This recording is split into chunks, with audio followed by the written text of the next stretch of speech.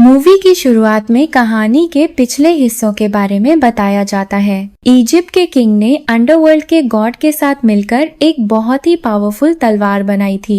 इस तलवार की खास बात यह थी कि जिसके पास भी यह तलवार होती वो पूरी दुनिया पर राज कर सकता था और जिस किसी को भी इस तलवार से मारा जाता उसकी आत्मा हमेशा के लिए बुक ऑफ सोल्स में कैद हो जाती थी। कहानी आगे बढ़ती है जहां एक योद्धा नेब्जर अपने आदमियों के साथ उसी किंग के ताबूत के पास जाता है जिसने यह तलवार बनाई थी। नेब्जर की शामान उसे समझाती है कि इस तलवार को लेने से उसकी जान को खतरा हो सकता है और उसे यह तलवार नहीं लेनी चाहिए, लेकिन नेब्जर पर तलवार पाने का जुनून सवार होता है। वह शामान की बातों को नजरअंदाज कर देता है और किंग का ताबूत खोलकर उसमें से तलवार निकाल लेता है। जैसे ही नेब्जर तलवार अपने हाथ में लेता है, तलवार की शक्तियाँ उसके अंदर जाने लगती हैं। ऐसा लगता है जैसे तलवार की ताकत ने नेब्जर को पूरी तरह से अपने काबू में कर लिया हो। यहाँ हमें पता चलता है कि तलवार लेने के बाद नेब्जर ने बहुत से देशों पर कब्जा कर लिया था।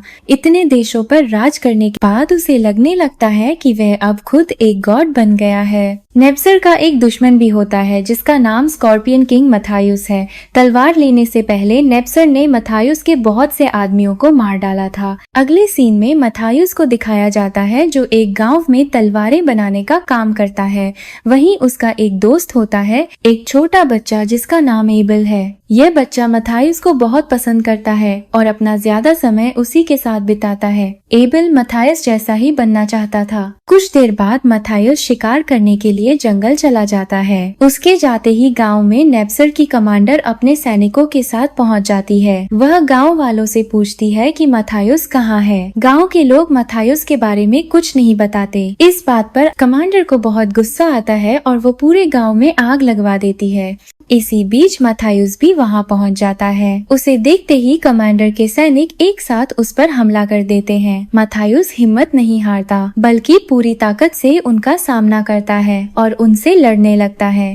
सिपाही देखते हैं कि इतने ज्यादा होने के बावजूद वे मथायुस को काबू में नहीं कर पा रहे हैं। तब वे उस पर तीर चलाने लगते हैं। तीर लगने से मथायुस घायल हो जाता है। मथायुस को जख्मी देखकर एबल से रहा नहीं जाता और वह दौड़ता हुआ उसकी तरफ जाने लगता है, लेकिन रास्ते में ही कमांडर उसे रोक लेती है। वो एबल की गर्दन पर तलवार रखकर मथायुस को ब्लैकमेल करने लगती है। मथायुस उससे कहता है कि एबल को कोई नुकसान मत पहुंचाना, मैं तुम्हारे साथ जाने के लिए तैयार हूँ। लेकिन कमांडर उसकी बात नहीं मानती। वह उल्टा एबल की गर्दन पर चाकू से वार करके उसे मार देती है।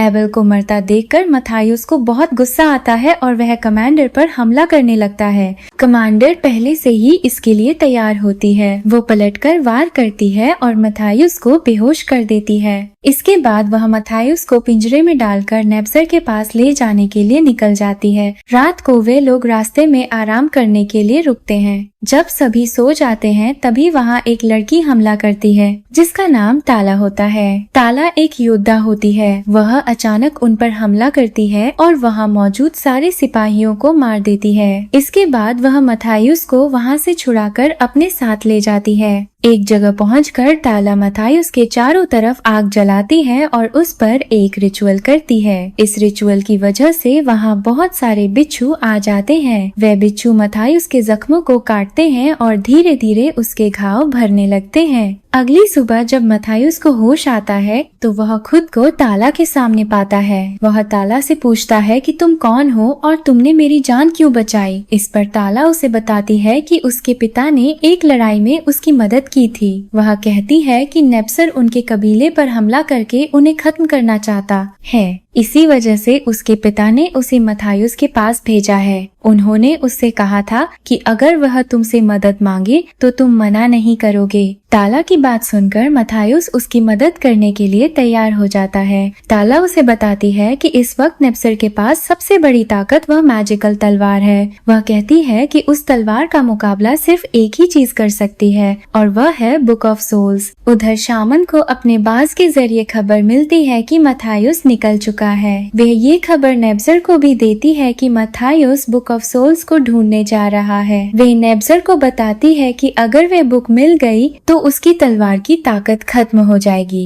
यह सुनकर नेप्सर परेशान हो जाता है। वह मथायुस को पकड़ना चाहता है, इसीलिए वह अपने सिपाहियों को उसे पकड़ने के लिए भेज देता है। मथायुस और ताला को देखें तो दोनों बुक ऑफ सोल्स लेने के लिए जा रहे होते हैं। रास्ते में एक सुनसान जगह पर अचानक उन पर तीरों से हमला हो जाता है। दोनों किसी तरह इस हमले से खुद को बचाते हैं और आगे बढ़ जाते हैं। इसी बीच कुछ लोग आकर उन्हें रोक लेते हैं और मथायुस और ताला दोनों को कैद कर लेते हैं। उसी समय उन लोगों के लीडर के पास उसका एक आदमी आता है और उसे बताता है कि जिसे उन्होंने कैद किया है वह कोई आम इंसान नहीं बल्कि स्कॉर्पियन किंग है, इसीलिए वह उसे ज्यादा समय तक अपने पास कैद नहीं रख सकते। यह बात सुनकर लीडर मथायुस से कहता है कि अगर तुम यहाँ से जिंदा जाना चाहते हो तो तुम्हें हमारे साथ एक गेम खेलनी होगी। लीडर बताता है कि उसके 3 आदमी पीछे से तीरों से हमला करेंगे। मथायुस को न सिर्फ खुद को बचाना होगा बल्कि उन लोगों को हराना भी होगा। यह सुनकर मथायुस कहता है कि वह इस गेम के लिए तैयार है, लेकिन बदले में ताला को भी आजाद करना होगा। लीडर इस बात को मान लेता है और दोनों के बीच डील हो जाती है। गेम शुरू होती है और इसकी शुरुआत लीडर खुद करता है। वह दूर से एक तीर फेंकता है। मथायुस उस तीर को उठाकर दौड़ने लगता है और लीडर अपने 2 आदमियों के साथ उसके पीछे भागता है। मथायुस लीडर को छोड़कर उसके बाकी साथियों को तीर मारकर घायल कर देता है। गेम के आखिर में वह लीडर की गर्दन पर चाकू रख देता है और इस तरह वह गेम जीत जाता है।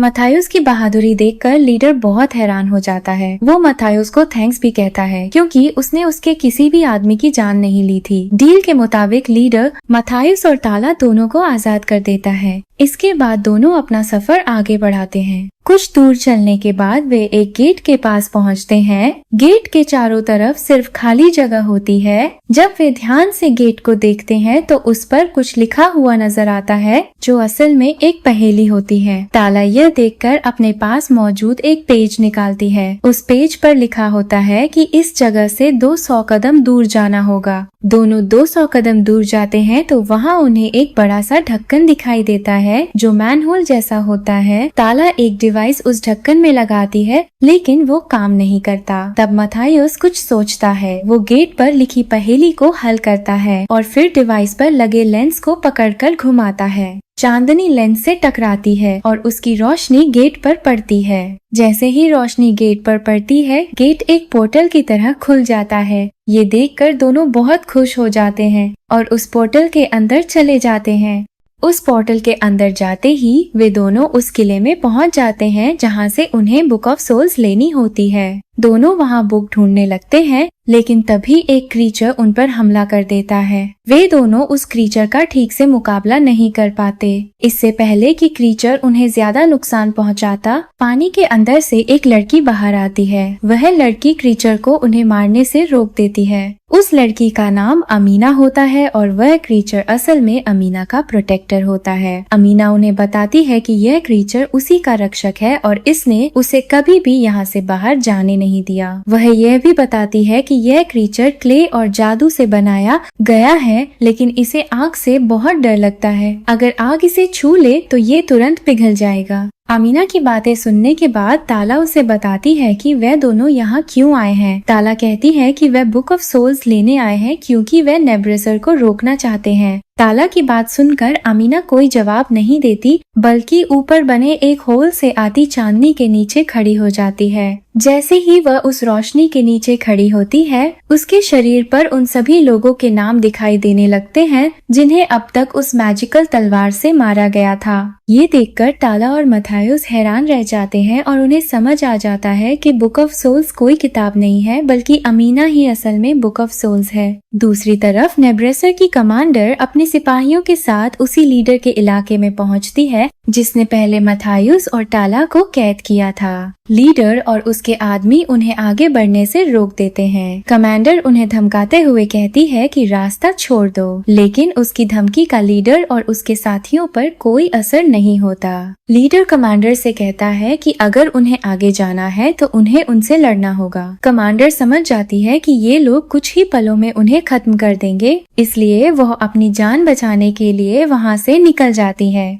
मथायुस अमीना से पूछता है कि क्या तुम्हारे पास कोई ऐसा रास्ता है जिससे हम उस तलवार को रोक सके। अमीना उसे जवाब देती है कि उसे रोकने के लिए तुम्हें किंग के टूम पर जाना होगा। मथायुस उससे कहता है कि तुम भी हमारे साथ चलो, जिस पर अमीना उसे याद दिलाती है कि उसका क्रीचर उसे यहाँ से हिलने नहीं देता। अब वे तीनों मिलकर एक प्लान बनाते हैं। वे लोग पोर्टल के पास जाते हैं, लेकिन क्रीचर भी उनके पीछे आ जाता है। जैसे ही क्रीचर उनके करीब पहुंचने लगता है, तभी ताला उस जगह आग लगा देती है। आग को देखकर क्रीचर डर जाता है और वहीं रुक जाता है। एमिना को क्रीचर से बचाकर वे तीनों वहां से बाहर आ जाते हैं। अब वे लोग अपना अगला सफर शुरू करते हैं, जो किंग के टूम की तरफ था। उनके जाने के कुछ ही समय बाद कमांडर वहां आती है। वो इधर उधर देखती है, लेकिन उसे वहां कोई नजर नहीं आता। वो देखती है कि पोर्टल भी बंद था, जिस पर उसे बहुत गुस्सा आता है। रास्ते में मथायुस, ताला और अमीना पर नेब्जर के सिपाही हमला कर देते हैं। मथायुस और ताला उनका मुकाबला करते हैं। सिपाही बहुत ज्यादा थे, इसीलिए मथायुस और ताला ज्यादा देर तक उनसे लड़ नहीं पाते। इससे पहले कि वे हिम्मत हारते, वहाँ क्रीचर आ जाता है। क्रीचर उनकी मदद करता है और नेब्जर के सिपाहियों को उठाकर दूर फेंक देता है। सबको हराने के बाद वे आगे बढ़ते हैं।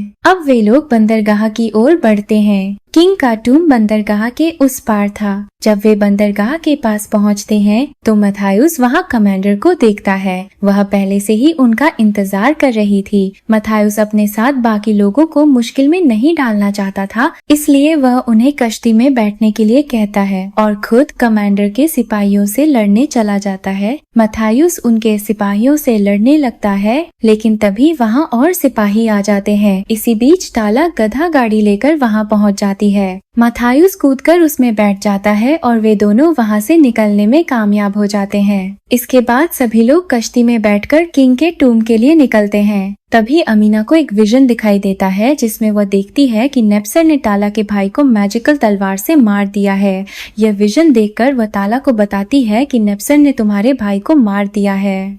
वो कहती है कि तुम्हारा भाई सरदार था, इसीलिए अब से तुम्हारे कबीले की सरदार तुम हो। अपने भाई की मौत की बात सुनकर ताला बहुत दुखी हो जाती है। कुछ समय बाद वे लोग समुंदर के किनारे पहुंचते हैं और पैदल चलना शुरू करते हैं। थोड़ी देर चलने के बाद वे किंग के टूम के पास पहुंच जाते हैं। वे लोग टूम के अंदर जाते हैं तो उन्हें वहां एक देवता की मूर्ति नजर आती है। उसे देखकर अमीना मथायुस से कहती है कि इस मूर्ति को तोड़ दो। मथायुस वैसा ही करता है। मूर्ति टूटते ही उसके अंदर से एक पेज निकलता है। उस पेज पर लिखा होता है कि किंग ने एक मैजिकल तलवार बनाई थी और उससे बहुत से बेगुनाह लोगों को मार डाला था। बाद में उसे सब लोगों की चीखें सुनाई देने लगती थी, जिसकी वजह से वो बहुत परेशान रहने लगा था। किंग को इस पाप की सजा इस तरह मिली कि उसके यहाँ एक बेटी पैदा हुई, जिसके शरीर पर उन सभी लोगों के नाम लिखे जाते थे जिन्हें उसने मारा था। ये सब पढ़कर अमीना को पता चलता है कि वह उसी किंग की बेटी है। ये जानकर अमीना पूरी तरह शॉक हो जाती है। उस पेज पर यह भी लिखा था कि अगर उस तलवार को खत्म करने का कोई रास्ता है तो वह किंग की बेटी की जान है। ये सब जानकर वे लोग हैरान रह जाते हैं। इसी बीच वहाँ कमांडर भी पहुँच जाती है। उसने भी ये सारी बातें सुन ली थी, इसलिए वो सबसे पहले मथायुस पर बेहोशी वाला तीर चलाती है और उसे बेहोश कर देती है। इसके बाद वो सभी को बंदी बना लेती है और अपने साथ ले जाती है, लेकिन रास्ते में लीडर उसे देख लेता है।